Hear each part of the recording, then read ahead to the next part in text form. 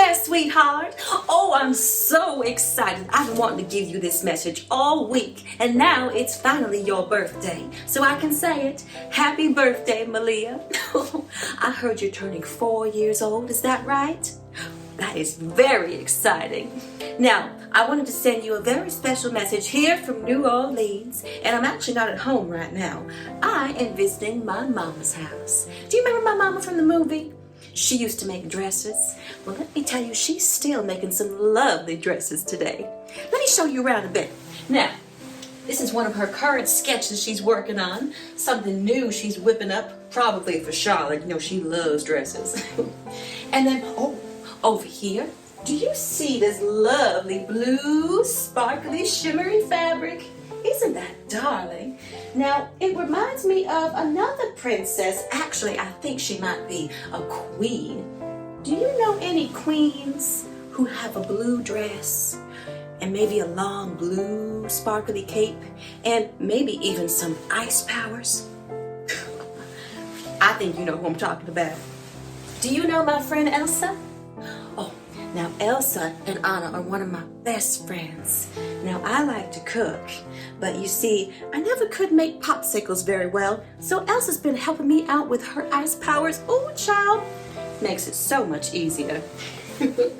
Now anyway, since it's your birthday, you know my friend Charlotte, she loves birthday parties. She takes them very seriously, and she told me that a special little girl named Malia was having a little birthday, and I wanted to send all of my love and happiness to you.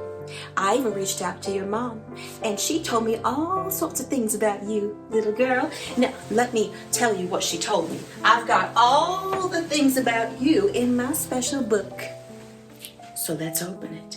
Now, the first thing she told me was that you like to go hiking and swimming and dancing, and that you like nature. Now, I wonder, if you like nature, does that mean you like animals too? Do you even like frogs? They're kind of slimy, huh? Now let me tell you, child, I used to never like frogs when I was little. I thought they were yucky. And never, I mean never, in my life did I ever think I would kiss a frog. But you know Prince Naveen always talking me into things. And do you know what happened when I kissed him?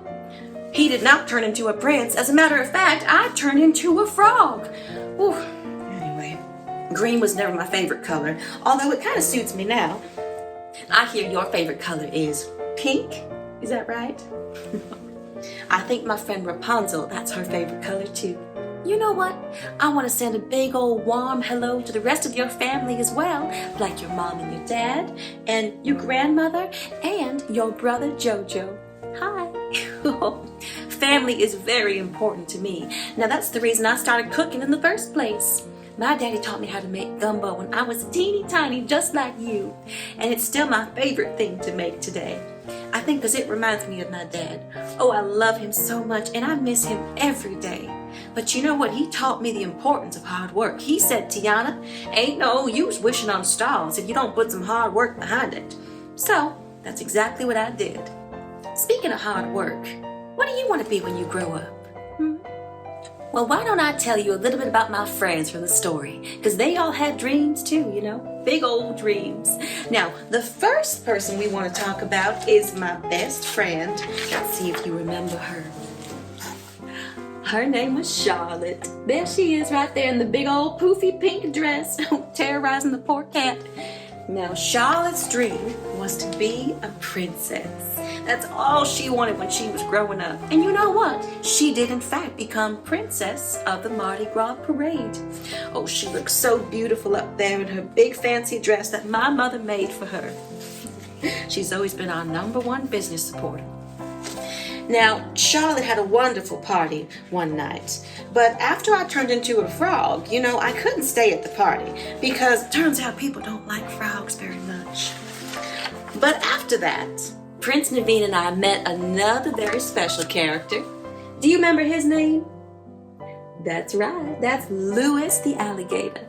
Now, Louis loved jazz music, and he was really good at the trumpet too. I was quite surprised when I first heard him play. But the sad part is, nobody wanted him to be in the jazz band because, well, there was only humans in the band, and they were pretty afraid of alligators, even more afraid than they were of the frogs. So poor Louis just played trumpet all by himself most of his life. But guess what? It took some courage and some persistence, but he finally, at the end of the story, was able to play in a jazz band, and they accepted him for who he was. I'm so proud of him.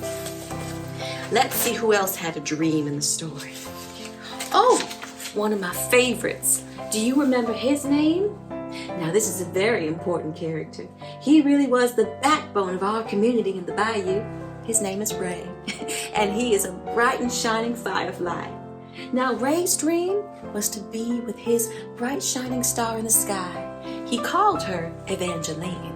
Now, we all thought that Evangeline was just a star, but you know, at the end of the story, when Ray left us to go be in the heavens, it turns out he appeared right next to Evangeline as a star himself. So, he lived happily ever after, even though we were really sad that he left us. Still makes me tear up sometimes. I sure do miss him, but I know he's watching over us. Now let's see who else we have. Oh, I almost forgot about my dream. Well, you remember what my dream was, right? To have my very own restaurant. And I did in fact fulfill my dream.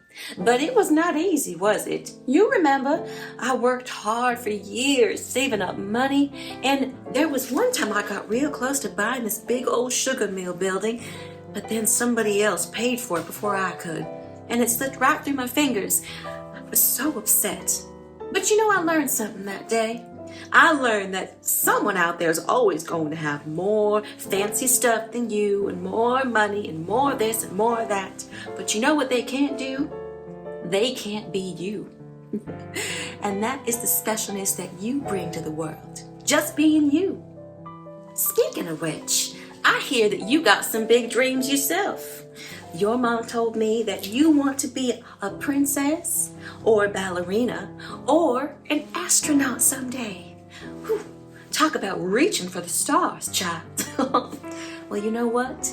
I have a feeling that you can do anything you put your little mind to, as long as you stick to it and work hard and always keep faith and courage in your heart. And it sounds like with your family around you, there's nowhere you can go but upward. And you remember, if things ever get hard, there's been trials and tribulations.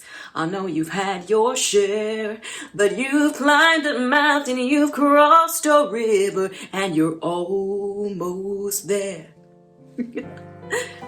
I hope you have a wonderful rest of your birthday, Malia. And if you ever do make it up to the stars as a big old fancy astronaut, you make sure to say hello to Ray and Evangeline up there for all of us down here. And I truly hope to meet you someday in person.